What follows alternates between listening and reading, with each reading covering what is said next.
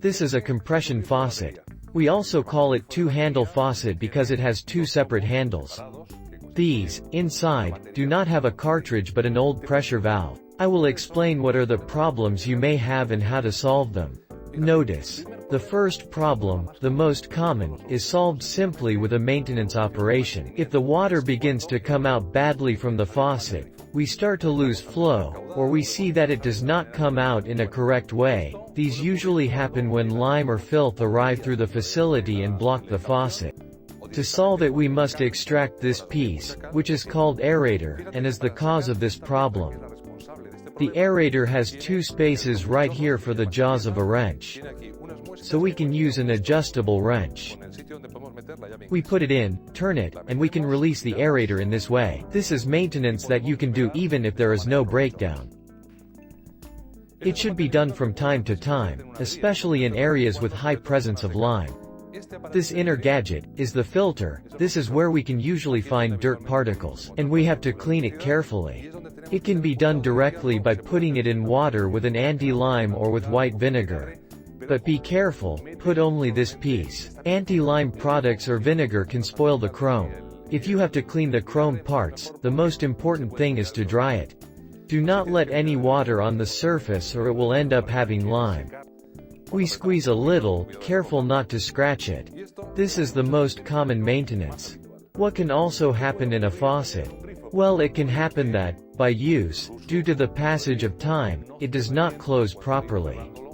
It doesn't fit well and continues to leak. Even some faucets have the problem of flooding, and the water comes out through the handle. It is not frequent but it can happen. I'm going to show you how to disassemble the faucet so you can also see how be able to repair it. First of all, the most important thing, don't be afraid to dismantle the faucets. The first thing I'm going to do is to see if this handle can be unscrewed. But if I see that it has no threads anywhere, it can be a purely decorative cap that protects the inside of the handle. I put the screwdriver in and pull it out. They are simply teeth that allow it to fit under pressure. We are going to disassemble it. We are going to continue of finding out how we get this out. We dismount this screw. We assume that if there is a screw it will be to open and close it. Well, open it and we will see what we find. We remove the screw and we already have the handle released. Pull hard on it and here is the valve stem assembly. This valve of the faucet is responsible for opening and closing the water passage. I will explain how it works and what is the problem you can find. We release it with the wrench. To these faucets with this closing system, we also know like faucets with seat valve. It is called a seat because it flat washer settles over the water passage and closes it. What can happen to these faucets? This washer is the one that makes the closure when the seat valve slides. They can wear out, and become rigid from so much pressure, and use, and from changes in temperature.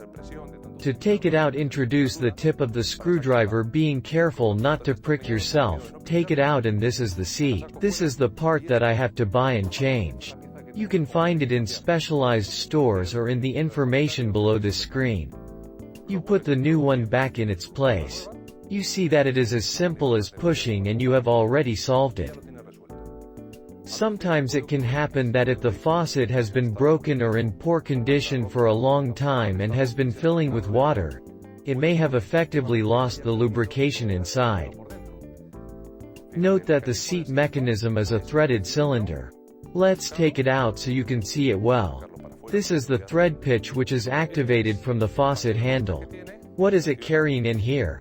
It does not have fat. This is important. Do not put grease on the faucet because with the heat the grease deteriorates. To lubricate the faucets and more generally plumbing, we use this kind of product, silicone grease. Silicone lubricant has the advantage that it can withstand high temperatures very well and does not deteriorate with humidity. So you just apply the silicone grease in here, and you close it again.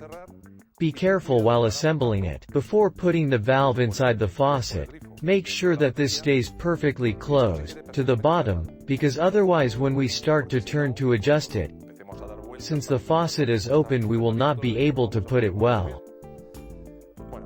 You can imagine that the rest of the operation is like the disassembly but in reverse order, of course.